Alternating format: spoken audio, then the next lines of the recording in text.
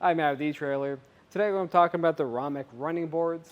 Now this is going to be a great option if you have a 2025 Lincoln Aviator, if you're just looking for something to be a little bit easier to get inside your vehicle. So let's check it out. Now if you do decide to go with this, let us know how this looks on your vehicle in either a photo or review. Now today I'm mainly going to be focusing on the main things that stand out about it and how it's going to interact with our Aviator. After that, I'll give you my final thoughts, and then I'll show you how to install it on your vehicle. Now, the two things that really stand out to me about these is one, it's going to have a fairly simple design, so it's not going to stand out too much, and it's going to look more natural on our vehicle. The second thing that stands out to me, though, is it's still going to give you that traction that you need when you're getting inside your vehicle. So if it's rainy, snowy, muddy, whatever it is, you're going to be less likely of slipping. And the reason to that is because we're going to have these little squares that are going to be rubberized. And what I like about these is they're a simple design and they're less likely of hurting anyone. So if you have any kids that are getting inside your vehicle, the graded steps that I see a lot are nice, but if someone were to slip on those, you're more likely of getting cut and hurting yourself. These, you really don't have to worry about that. There's no hard edges on it. It's all very smooth and rounded. Now let's focus on how it's going to interact with our Aviator today. And if you look at this, this is all going to be one continuous piece, which is nice. You don't have to worry about not having enough room to really step onto this. That actually brings me into my next thing, is getting a few measurements. So when we look at this, it doesn't look like it's that high off the ground, and especially when you compare that to the step right here. This step that we're originally making is around 21 inches. So when I'm trying to get inside my vehicle, that's a fairly high step even for an adult. Now if you're a kid or someone a little bit older, that might be a step you don't want to make. It's going to be the same on the front side too.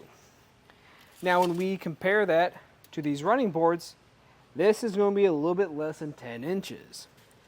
And the distance we're traveling from that running board to the very top of this is going to be a little bit under 11 inches. So we're pretty much just cut that travel in half. So this is going to be much easier from stepping like this. Now we're just making a step like this. But are you going to have enough room to really get your feet on here? So if I get the distance from the sidewall of the vehicle to the very end of that, we're going to have a little bit under 5.5 inches.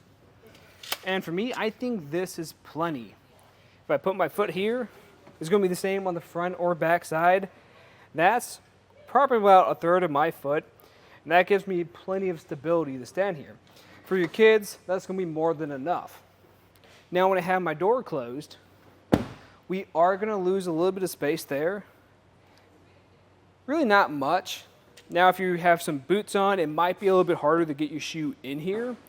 But the reason why I bring this one up is if you have any other accessories, let's say on your roof. You're trying to get up here, will you have enough room? I think so. I don't really have an issue standing here. And it's going to be great having this running board too, because like I said, if you need to access anything up here, it's going to be a lot more easy than having to do it from here. Now in my opinion, I think this is going to be one of my top choices if you're someone who's just basically doing some more daily driving and you have a family with you too.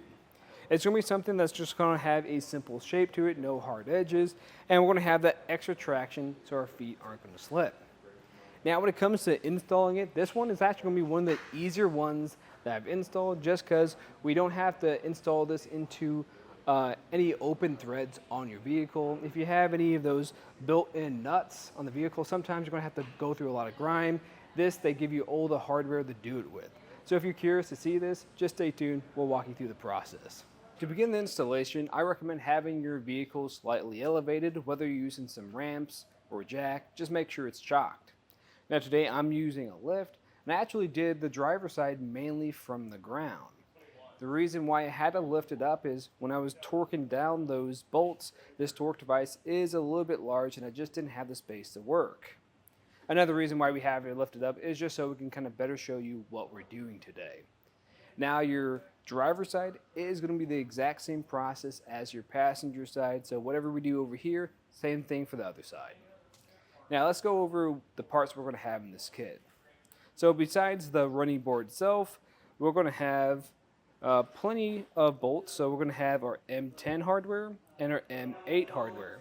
The M10 hardware is just going to be larger, and each one of those are going to have a corresponding nut that comes along with them. Now for your M8 hardware, it's going to be a little bit different. Most of them will have a nut that corresponds with them. Now you're going to have 3 extra ones, and with these ones, you're going to have a U-nut that you'll use with it. I'll go over that a little bit more in detail later on. And then we're going to have 3 sets of brackets. Now these brackets, each one of them are going to be exactly the same.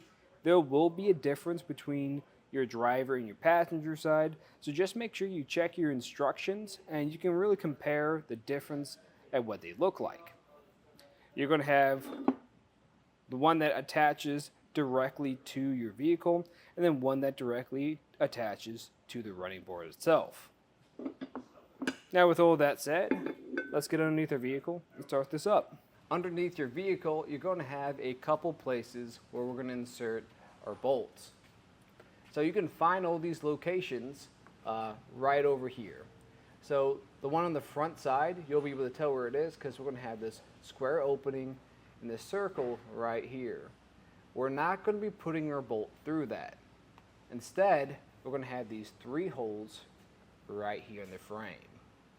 Now, sometimes you might have to pry some paneling away from it. In our case today, we don't have any paneling on it, so these are going to go right through here, and we're going to have a hole in the center that we're not going to be using.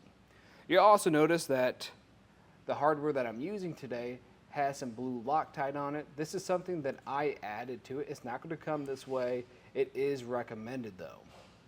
Now for the second location where we're going to be working at is going to be in the center of our vehicle right here. Again, you're going to have a square opening above it, a circle there, but we're mainly just going to be putting these bolts here to the side. And same thing for the one on the back end of your vehicle. This is going to be exposed, putting that hardware through here. I'm going to grab my U-nut now because we were just talking about that. And that opening I was telling you about with the square, we're going to put this through there with the longer section here, or the nut, actually going inside. Just like this. We're going to try to line this up with the opening in that hole as much as possible. Doesn't have to be perfect quite yet, but we're going to repeat that process on the other spots behind us. We can take our bracket now that's going to attach to your vehicle itself. And this one, you'll be able to tell that we're going to have 2 holes on one side. This is going to go through those bolts that we already installed. And this one at the very top is going to line up with that U-nut we installed. So, show you what I'm talking about. Put it right through here. Push through those 2 bolts. Just like that. Now before I do anything else, I'm going to have 2 nuts on hand. Because you can tell this might want to move on you a little bit. I'm just going to put this nut right over the top of both of them. I'm doing this now just so it doesn't fall off on me. There we go. And I'm not going to fully install this quite yet. I'm going to keep this pretty loose for the moment. And for this one at the very top, this one can be pretty tricky, especially when you're doing it from the ground. You can tell my clip got pushed to the side, so I'm going to reinstall that. There we go. Just like that. Push it through. Again, we're just going to loosely install this. Alright, with that done, you're just going to repeat that process on the other spots behind us for the middle and the rear. And when you're working with the middle bracket, you might get some paneling in your way. This should be able to just be applied to the very top of it and push down, get out of your way, or you could simply just cut it out of your way too. Now we're going to move to our second bracket. The way we're going to put this one on is, if you look over here, we're going to have the outside of this bracket is going to go on the outside of it, and we're going to opt to go with these two lower holes. So from there, we're just going to push our M10 bolt through here. That's going to be your larger one. You can tell I already got the blue Loctite on here too. And we'll put a nut on there. I'm not going to tighten this all the way. Again, I still want this pretty loose just in case I have to make any adjustments later on. And once this is complete, we can do this for the middle and the rear. So now from here, we're going to actually put our running board on here. As you can tell, everything's pretty loose here. And we want it that way just so it can be a little bit easier to put in place.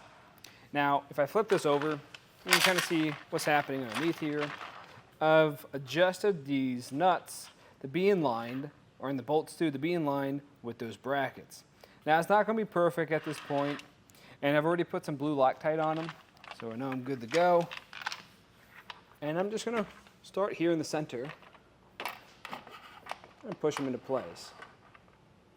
There you go. One started there. I have another one started here. Let me get that last one here on this very edge. There we go. We're going to do the same thing for the ones at the very end.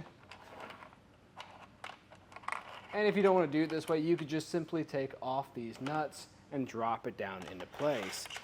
Whichever way is a little bit easier for you. All right, so with this roughly in place, we want to adjust where it's sitting. So right here for me, I think is a good point. It's going to be kind of aligned with the end of the frame here. We don't want it too close here. I can even push it to show you what I'm talking about. We don't want it too close to your tire because it could damage something. So I say right around here is going to give you enough room to actually step on it and not really damage anything over here. Once it's in a good spot, make sure you have this pushed all the way to one side. And then we're just going to go underneath here and then tighten down these bolts a good amount. And once these are hand tightened, you're going to do the same for these ones right next to it and the ones at the very top. Once that's done, I actually recommend starting to tighten down with a socket and a wrench, a 13mm socket on one side, wrench on the other side. These ones at the very top, because sometimes you're going to get a little bit of a gap here if it's not perfectly lined up.